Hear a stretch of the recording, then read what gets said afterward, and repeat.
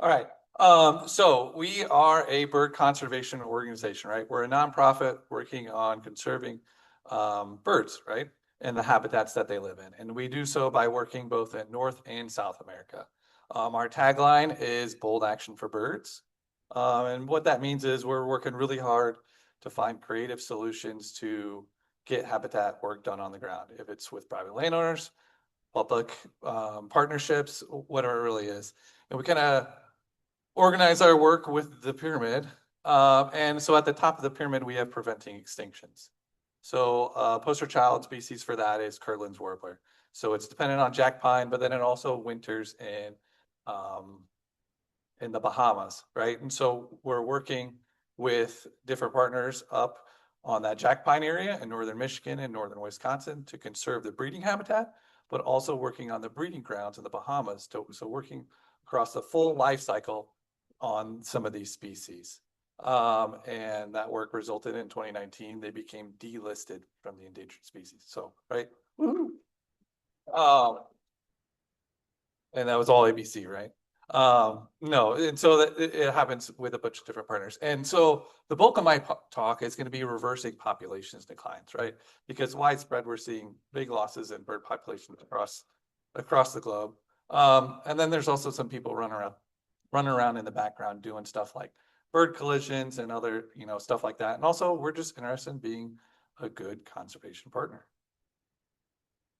So coming back to where we are here right now. So way back when in the 1800s, right, there were surveyors out wandering around, set markers and going across the landscape. And these guys took notes. And so from those notes, we know that we have a legacy of open structure across our landscapes, right? If you can see, yep, you can see pretty good. The green is all prairie, right? So we were once much more open than we are today.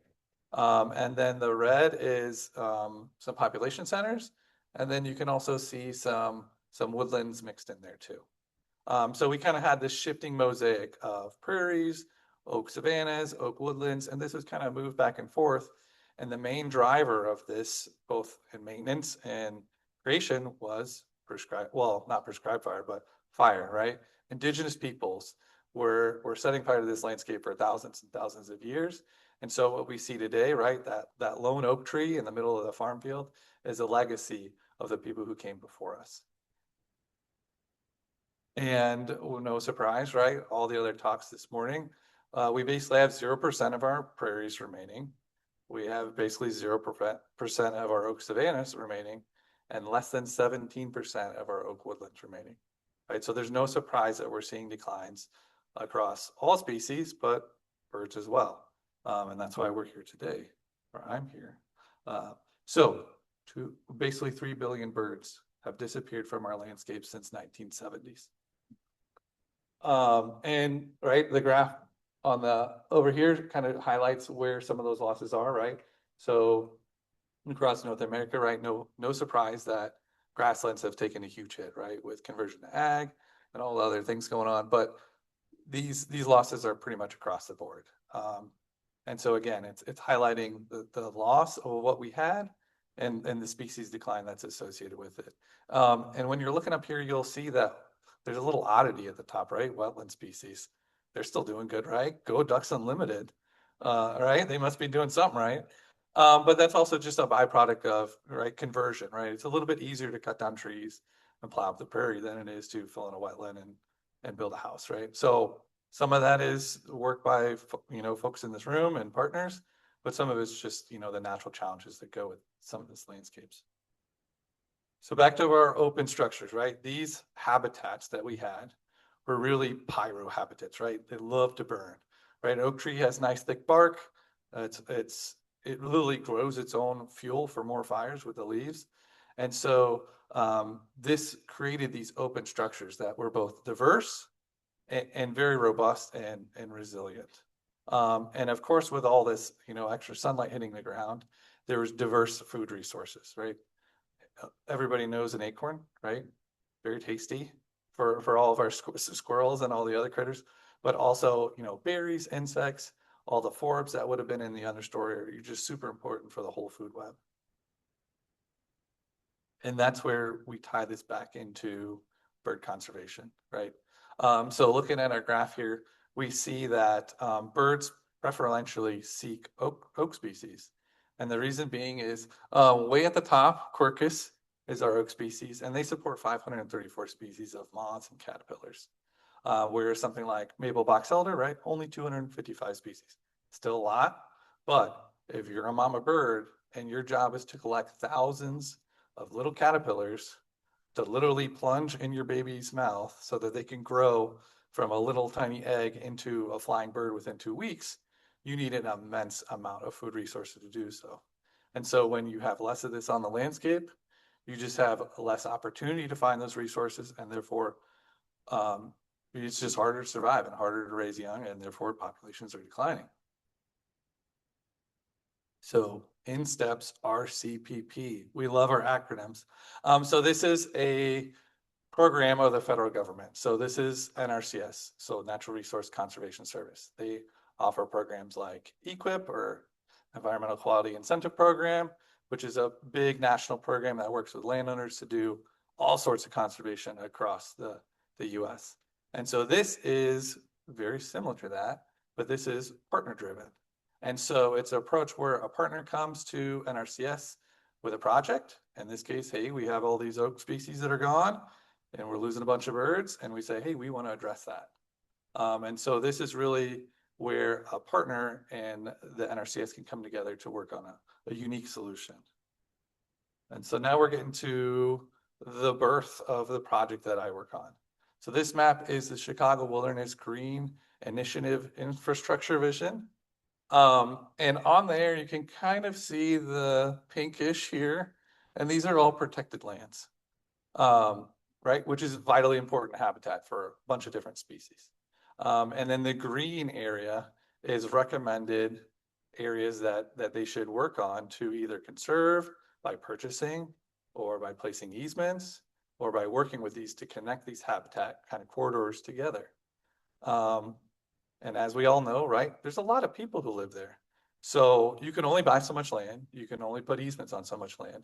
And so there is the, not idea, but the realization is you have to work with private landowners. There's just no way around it, especially in the area that we are in. And so from that is birth, improving the health of oak ecosystems in the Great Lakes region, right? So this is the RCPP that I work on. And you can kind of see, again, the map is very similar to the map you saw earlier. And so we're working to work with private landowners to do conservation, focus on oak ecosystems in this area in partnership with NRCS. So we have 9 counties in Wisconsin and 12 in Illinois. ABC was awarded this money back in 2022 to provide both technical assistance and financial assistance to private landowners to, again, restore, protect, and enhance oak ecosystems. That's our focus. So technical assistance, right? That's me. An ABC forester will, walk in the woods with these landowners to understand their goals, to understand the property, kind of know their management objectives, and then help guide the next steps. So a lot of times it's just me walking in the woods, talking with the landowners. And part of that's education, but part of it's also helping them to enroll in these programs. And as part of that, right, technical assistance is stuff like this, right? Talking with partners, but also talking a lot with landowners. So lots of workshops, doing things like landowner learns to burns, putting on webinars, really just kind of getting out there, beating the drum about, hey, we really need a lot more fire on the landscapes and we need to take care of these landscapes as well. And it's not just me. There's 2 other folks that work on this RCPP with me. So we have Jordan Winkebach. She's our oak ecosystem coordinator. She's kind of over in the Madison area. And then we also have Isabella Freeman. She's our Illinois forester. She's down in Chicago.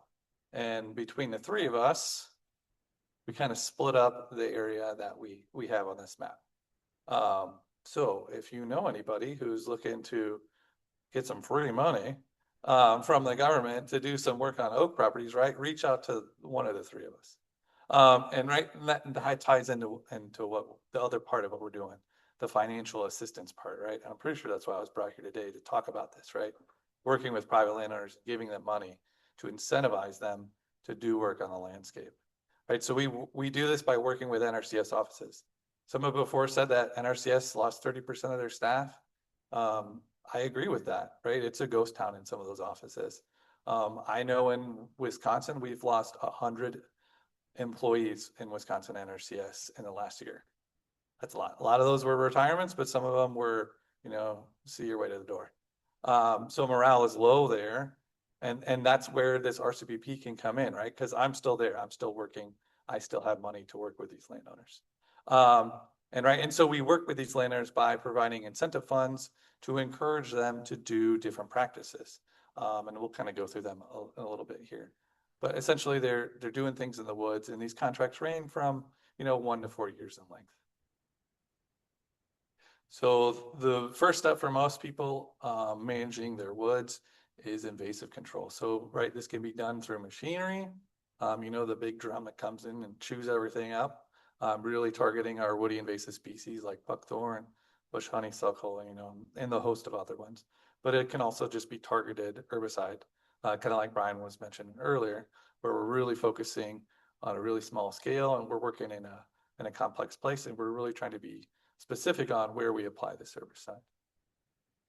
Another practice that we offer is tree removals, right? This is a fancy way of saying we have money to run a chainsaw in your woods. And this could be, some mid-story thinning to increase some sunlight. It could look like a crop tree release to, favor the growth of one tree that you leave behind. This could also be in the form of girdling, but then we also just have money to help with folks who are interested in selling their timber, but are kind of uneasy, and they need that kind of financial nudge to help them hire a forester to get this done. Prescribed fire. If you haven't noticed, I like fire. And we also pay for it. So we can help landowners with getting prescribed burn plans, with installing fire breaks to implement that burn, and implementing the burn itself, right? A little bump to carry out those burns. But then also, right, in Wisconsin, we have the extinguishment requirements. So you can't leave the site until all the smoke is gone. And so we also have funds to help if you have a ton of dead trees on the ground. We can help remove some of those to, again, get your management going. Tree and shrub planting, that's pretty obvious, right? We have money to do stuff like that. Again, we're favoring our oak species when we're doing these plantings. And then our heavy hitter is the oak savanna restoration practice that we use. These are substantial removals. I mean, we're leaving, a couple of trees per acre because we're really trying to get to that. It's more of a prairie with a couple of trees in it. And so that requires a lot of removals. And this could be done commercially, but sometimes it's also done non-commercially. And to pair with that, we also have money for seed, right? So we can take care of the structure part with the trees, but we can also help with the understory population with the seed part. So how the program works, right? We accept applications through our NRCS offices year round. But of course, these get batched. So here in Wisconsin, usually our application window, when we kind of close things out for the year and start working on creating contracts, is in the fall. So currently we're working on contracts for fiscal year 26. I believe we have about 50 landowners in the program, and we're planning to fund about $1.3 million worth of work for this fiscal year. So that's money that's going into the hands of private landowners to implement this conservation work. And one thing I want to note with this financial is that the incentive is a big part of this. We're not funding the entire cost. Historically, I've heard, we want to fund 50 to 75% of the cost. So, we're putting a little in, but also the landowner is putting a little bit in as well. So they definitely have some skin in the game. And like it says on the slide, right, we have projects and landowners that, vary, right? We're very partialized here in the Southeast. And so we work with some landowners who have very small properties, but we also work with some larger landowners as well. And also, of course, our land trust partners and our land conservancies as well.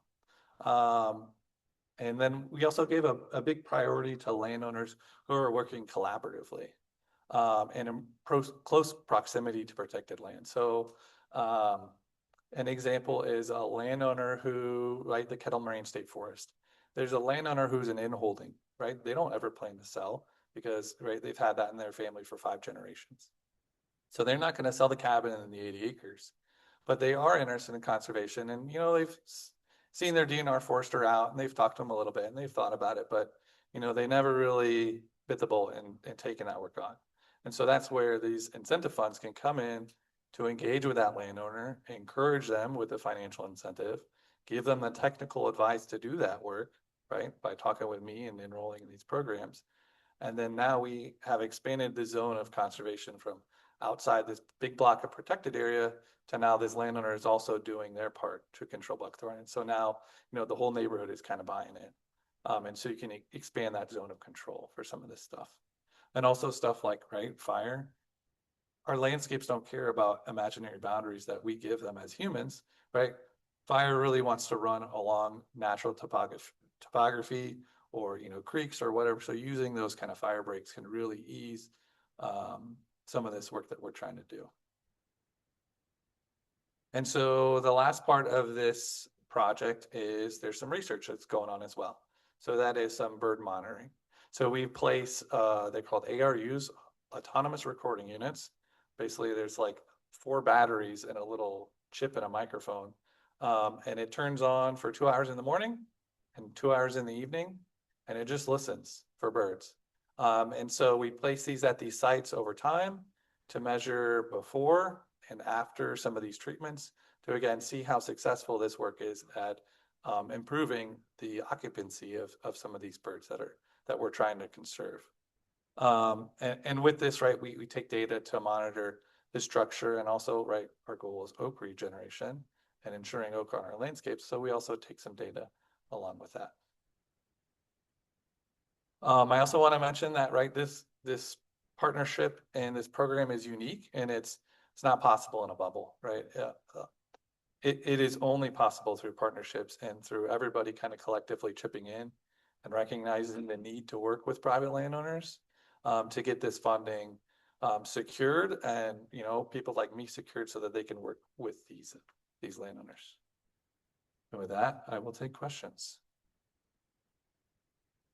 Yes. So the question was, how do I connect with private landowners? It happens in many different ways. A lot of our contacts come through partners or through neighbors, right? Neighbors talk to neighbors. So if we have someone like the example that I mentioned, Kettle Moraine State Forest, right? Our state forester is marking the property boundary. So naturally the landowner goes there, hey, what you doing? You know, they tell them about the work that they're doing there. But then that landowner then gets referred to me because they know about my program. They said, hey, this Tommy guy, he's got some money if you're interested. And so that's a big way of how we get these contacts. Also, people are just interested in conservation. So they come into these NRCS offices, or they're already working with NRCS to do cover crops, right? Which we're going to hear about in a little bit on their farm field. But hey, you know, that backwoods, you know, it's kind of looking a little rough. And so when they're at the office doing whatever it is, they can say, hey, we have other programs that you can enroll to work on that part of your farm or that part of your property. Homeowners or property owners have to pay that agency. Yeah, so these programs work on contracts. And so the contract that these landowners have is with NRCS.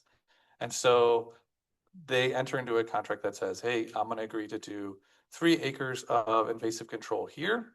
And then they're obligated to get that work done. And then these payments happen as a reimbursement. And so once that work is completed, I go out, take some pictures, you know, give them a high five, say, good job. And then that starts the payment process to get them paid for that work. And then that just repeats for all the different contract items.